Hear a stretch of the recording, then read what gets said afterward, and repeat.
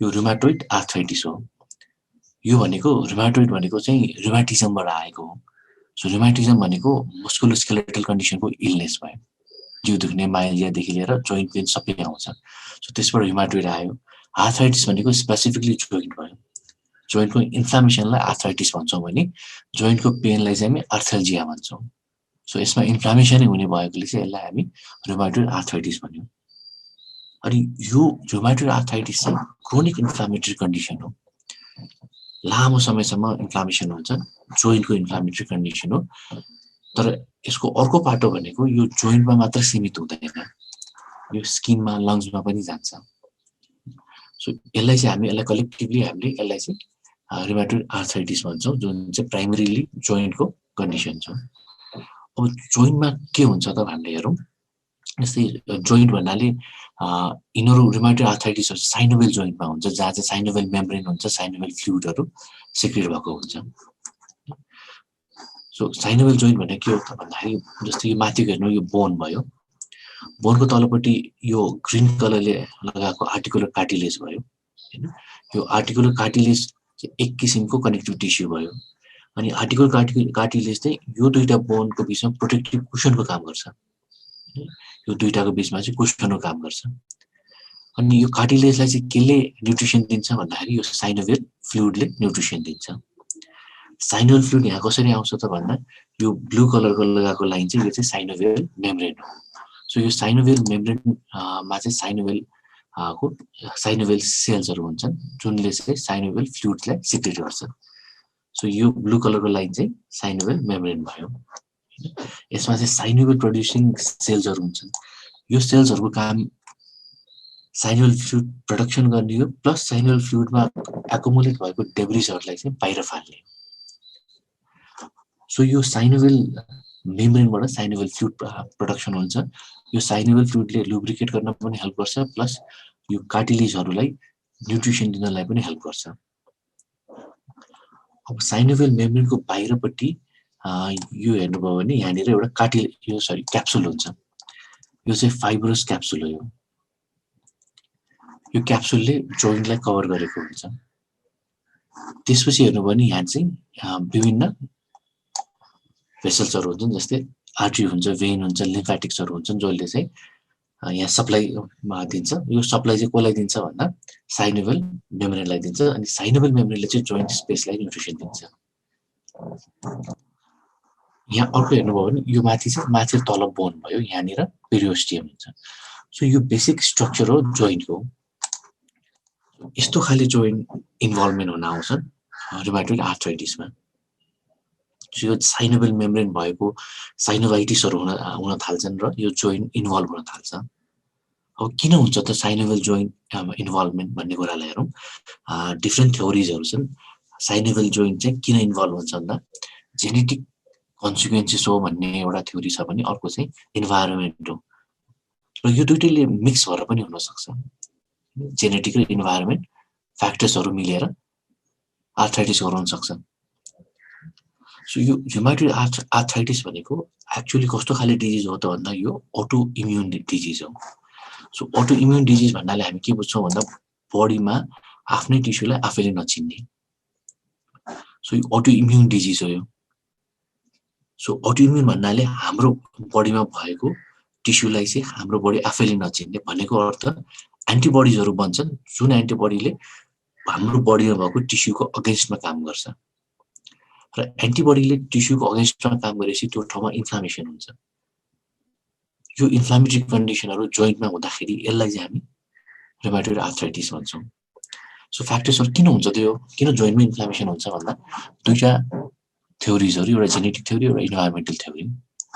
Genetic थ्योरीमा human leukocytic antigen हुन्छ। Human leukocytic antigen भनेको डब्लुबिसीमा हुने सर्टेन प्रोटिनको अगेन्स्टमा बन्ने एन्टिबडिजहरूको कारणले। ल्युकोसाइटिक एन्टिजेन भनेको डब्लुबिसीमा हुने सर्टेन प्रोटिन भयो। सो त्यो प्रोटिनको नाम चाहिँ HLA-DR1 र DR4 भयो। सो HLA-DR1 र DR4 भयो भने यो HLA-DR1 र DR4 भएको मान्छेलाई रुमाटोइड आर्थराइटिस हुने चान्सेस चाहिँ हाई हुने भयो अथवा जो हुने भयो। भने अर्को फ्याक्टर हेर्ने हो भने इन्भाइरोमेन्टल फ्याक्टर छ। जुनमा चाहिँ सिगरेट स्मोकिङ, बढी स्मोकर्सहरूलाई चाहिँ हुने भन्छन् भने प्याथोजेनिक फ्याक्टर्सहरू पनि छन् गटमा हुने जुन नर्मल फ्लोराहरू छन् त्योसँगको इन्टरेक्सनले गर्दाखेरि जुन एन्टिजेन एन्टिबडीहरू प्रोडक्सन हुन्छ त्यसले गएर चाहिँ इन्फ्लामेसन गर्छ भन्ने अर्को एउटा थ्योरी भयो। सो रुमाटोइड आर्थराइटिस हुने कारण चाहिँ हाम्रो कि जेनेटिक कारण हो कि इन्भाइरोमेन्टल कारण भयो। सो जेनेटिक कारणले चाहिँ बडीमा सर्टेन प्रोटिनहरूलाई मोडिफाई गर्छ जसको अगेन्स्टमा एन्टिबडी बन्छ भने इन्भाइरोमेन्टल कारणले हाम्रोमा भएको एन्टिजेन्सहरू जुन चाहिँ प्रोटिन्सहरू अथवा लाइपोप्रोटिन्सहरूलाई चाहिँ उनीहरूले मोडिफाई गरिदिन्छ ताकि बडीले आफैले नचिन्ने हिसाबले। त्यो कारणले रुमाटोइड आर्थराइटिस हुन्छ।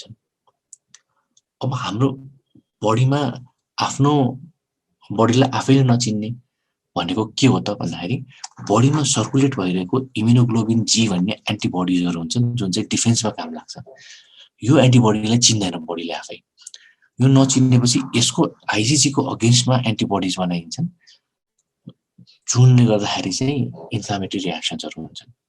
त्यस्तै टाइप 2 कोलाजेन्सहरू हुन्छन्। टाइप 2 कोलाजेन्सहरू भनेको अघि हामीले हेरेको कार्टिलेजहरूमा पनि टाइप 2 कोलाजेन्सहरू हुन्छन्। टाइप 2 कोलाजेन्सको अगेन्स्टमा एन्टिबडी भनिदिन्छन् जसले गर्दा जहाँ टाइप 2 कोलाजेन छ त्यो ठाउँमा इन्फ्लामेसन हुन्छ। अर्को चाहिँ भिमेन्टिन भन्ने सेलभित्र हुने एउटा स्ट्रक्चर हो जसको अगेन्स्टमा एन्टिबडी बनिदिन्छ। त्यो एन्टिबडी बनेको कारणले एन्टिजेन एन्टिबडी रियाक्सन चाहिँ इन्फ्लामेसन हुन्छ। अनि यो कोलाजेन्सहरूको भिमेन्टिनको अगेन्स्टमा एन्टिबडी किन बन्छ त भन्दाखेरि यसको पनि आफ्नो एउटा थ्योरी छ। सो यो किन बन्छ भन्दाखेरि कुनै कारणले जस्तै यो भिमेन्टिन यिनीहरूको चाहिँ कोलाजेन्सको भित्रको यो एमिनो एसिड हेर्यौँ भने यो एमिनो एसिडमा आर्जिनिन हुनुपर्ने ठाउँमा सिट्रुलिनले रिप्लेस गरिदिन्छ। किन भन्दा चाहिँ जेनेटिक ससेप्टेबिलिटीको कारणले। सो एचएलए DR1 DR4 ले के गरिदिन्छ भन्दा यो आर्जिनिनलाई सिट्रुलिनले चाहिँ रिप्लेस गरिदिन्छ। कुन ठाउँमा भन्दा टाइप 2 कोलाजेन्सहरूमा र भिमेन्टिनहरू हुने ठाउँमा। यो आर्जिनिनलाई बडीले चिन्थ्यो। एक मिनट दिनु।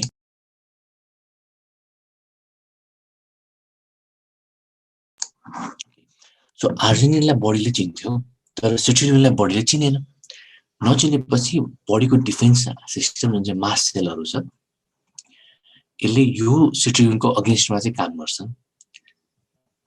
यो सिट्रुलिनको अगेन्स्टमा काम गर्ने भनेको मास्ट सेल चाहिँ यो एन्टिजेन प्रेजेन्टिङ सेलको रूपमा काम गर्छ। सो सिट्रुलिनलाई लगेर उसले चाहिँ एन्टिबडी बनाउनलाई चाहिँ हेल्प गरिदिन्छ। त्यो भनेको सो यो एन्टिजेन प्रेजेन्टिङ सेल्सलाई चाहिँ यो एबनर्मल प्रोटिन्सहरू अथवा एमिनो एसिडहरूलाई पिकअप गर्छ टाइप 2 कोलाजेनमा अथवा चाहिँ भिमेन्टिनमा। सो यसलाई लगेर चाहिँ उसले लिम्फ नोडमा दिन्छ। लिम्फ नोड भनेको एन्टिजेन प्रोसेसिङ गर्ने ठाउँ हो। सो लिम्फ नोडमा दिएपछि लिम्फ नोडभित्र के हुन्छ भन्दा लिम्फ नोडभित्र यसरी दिएपछि लिम्फ नोडभित्र CD4 सेल हुन्छ। यो लिम्फ नोडलाई चाहिँ एउटा पुलिस स्टेसन भनेर सोच्नुभयो भने यो चोर पक्रेर ल्याएपछि उसले चाहिँ पुलिस स्टेसनको इन्चार्जलाई इन्फर्म गरिदिन्छ। इन्चार्जले आफू अन्डरमा भएको मान्छेलाई यो चोरलाई समातेर उसलाई चाहिँ इन्भेस्टिगेट गर्नु भन्छ। सो CD4 सेलले चाहिँ इन्भेस्टिगेट गर्नलाई दिन्छ। इन्भेस्टिगेट गरेपछि योसँग कस्तो खाले प्रोटिन छ कस्तो खाले समस्या ल्याउन सक्छ भनेर एउटा रिपोर्ट तयार हुन्छ।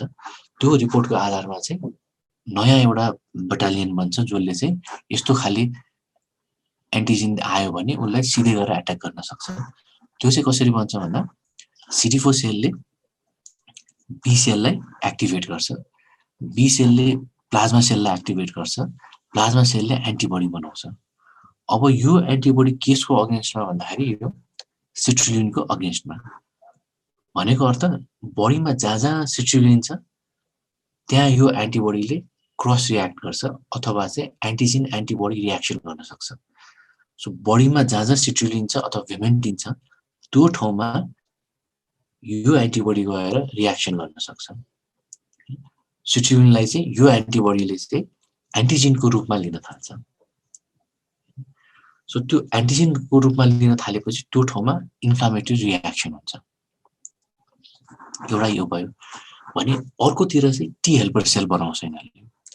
टी हेल्पर सेल चाहिँ मेमोरी सेल जस्तो हो, यो चाहिँ घुमिरहेको छ, जहाँनिर देख्छ त्यहाँनिर यो एन्टिबडीको रेस्पोन्सलाई चाहिँ बोलाउँछ। सो दुईटा सिस्टम बिल्डअप हुने भयो, एउटा चाहिँ टी हेल्पर सेल जसले चाहिँ बिटा सेललाई स्टिमुलेट गर्छ, अर्को चाहिँ एन्टिबडिजहरू बनाउने भयो। सो यो सर्कुलेटिङ एन्टिबडिजहरूले कुनै पनि ठाउँमा सिट्रुलिन छ भने त्यो ठाउँमा गएर चाहिँ रियाक्ट गर्न सक्ने भयो भने टी हेल्पर सेलले कुनै पनि ठाउँमा सिट्रुलिन देख्यो भने त्यो ठाउँमा एन्टिबडिजहरूलाई बोलाउन सक्ने भयो, बिटा सेललाई स्टिमुलेट गर्न सक्ने भयो। सो यो दुईटा मेकानिजम लिम्फ नोडमा डेभलप हुन्छ। अब यो भएपछि सर्कुलेसनमा मानिलिउँ एन्टिबडिज अथवा टी हेल्पर सेल सर्कुलेट हुँदै गएको छ अरे। सर्कुलेट हुँदै जाने अवस्थामा कुनै बेलामा जोइन्टभित्र गयो, जोइन्टभित्र गएपछि सबै ठाउँमा उसले सिट्रुलिन देख्यो भने एन्टिबडी गयो भने त्यो सिट्रुलिनको अगेन्स्टमा रियाक्सन गर्छ। सो यहाँ हेर्नु भने सिट्रुलिनको अगेन्स्टमा रियाक्सन गर्ने भयो। टी हेल्पर सेल गयो भने त्यो ठाउँमा सिट्रुलिन देख्नु साथै उसले बी सेललाई चाहिँ स्टिमुलेट गर्ने भयो, प्लाज्मा सेल बनाउनलाई, प्लाज्मा सेलले फेरि एन्टिबडिज बनाउने भयो। अब मानिलिउँ यो ठाउँमा यो टी सेल हो, यो चाहिँ बी सेल हो भनौँ। यो ठाउँमा टी सेल गयो अरे। अब टी सेल गएपछि यो टी हेल्पर सेल भयो। टी हेल्पर सेल गएपछि उसले सिट्रुलिन देखेपछि उसले साइटोकाइनिन्सहरू रिलिज गर्छ। त्यो साइटोकाइनिन्सहरू रिलिज गरेपछि उसले एन्टिबडिजहरूलाई बोलाउँछ अथवा बी सेललाई एक्टिभेट गर्छ। बी सेललाई एक्टिभेट गरेपछि बी सेलले फेरि अघि जस्तै एन्टिबडिजहरू प्रोडक्सन गर्छ जुन चाहिँ सिट्रुलिनको अगेन्स्टमा हो, अथवा चाहिँ सर्कुलेटिङ एन्टिबडिजहरू जुन चाहिँ यो ठाउँमा आउँछ, यो ठाउँमा आएको सर्कुलेटिङ एन्टिबडिजहरूले पनि सिट्रुलिनको अगेन्स्टमा काम गर्छ।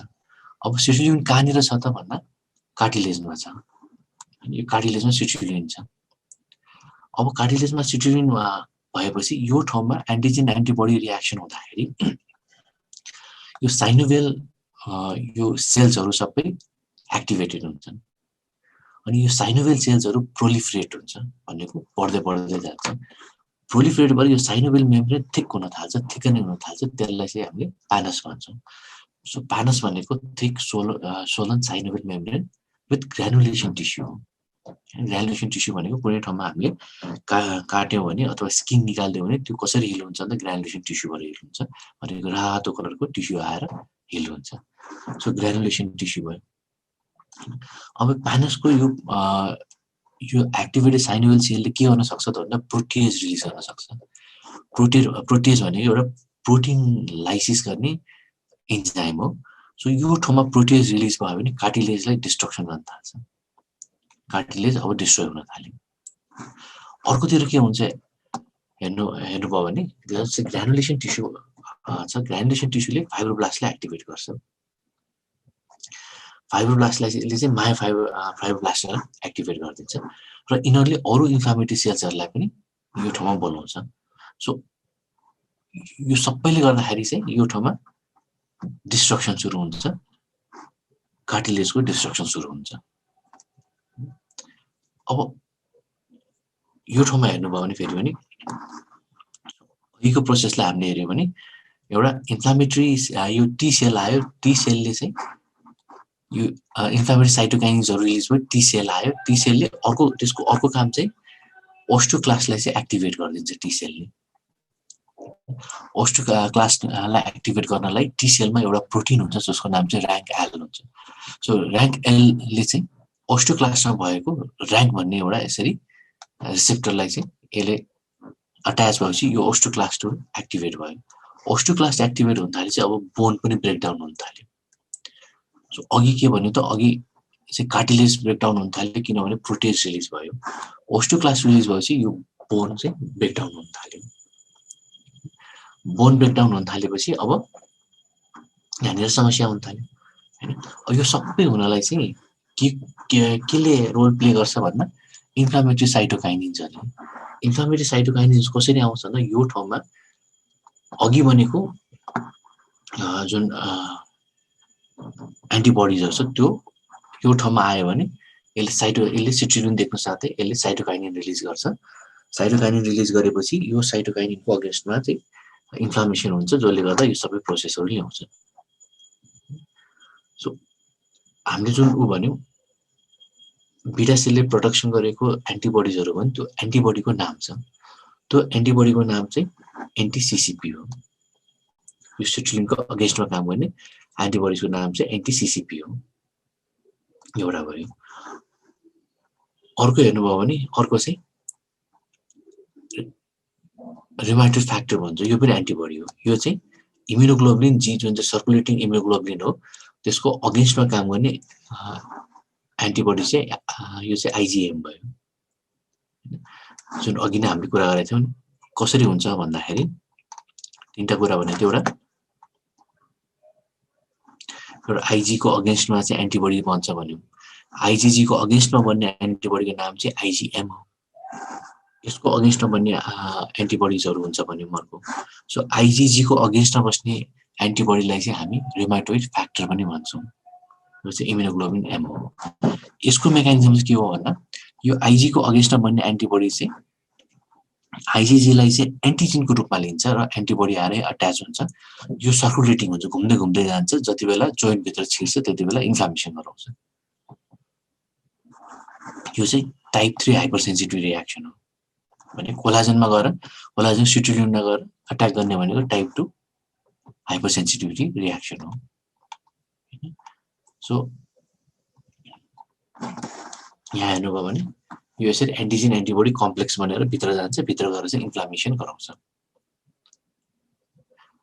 सो अब यो इम्युन कम्प्लेक्सले चाहिँ यहाँ भित्र गएर इन्फ्लामेसन मात्र होइन अरु के गराउन सक्छ भन्दा कम्प्लिमेन्ट सिस्टम भित्र गएर इन्फ्लामेसन कसरी गराउँछ भन्दा कम्प्लिमेन्ट सिस्टम एक्टिभेट गर्छ। कम्प्लिमेन्ट सिस्टम भनेको फेरि 9 वटा प्रोटिनको सेट हो। यो कम्प्लिमेन्ट सिस्टम एक्टिभेट भएपछि इन्जाइम्सहरु एक्टिभेट हुन्छ जोइन्ट भित्र र जोइन्ट भित्र इन्जाइम्सहरु एक्टिभेट भएपछि इन्फ्लामेसन हुन्छ, इन्जुरी हुन्छ। अब अघि हामीले भने जस्तै rheumatoid arthritis is a chronic inflammatory condition हो। सो क्रोनिक इन्फ्लामेटरी कन्डिसन भएपछि यो ठाउँमा जति समयसम्म इन्फ्लामेसन हो यहाँ चाहिँ नयाँ भेसल्सहरु डेभलप हुन थाल्छ। यो नयाँ भेसल्सहरु डेभलप हुन थालेपछि यहाँ झन इन्फ्लामेटरी सेल्सहरु बढ्न थाल्छ। अघिको प्रोसेसहरु झन ट्रिगर हुन थाल्छ।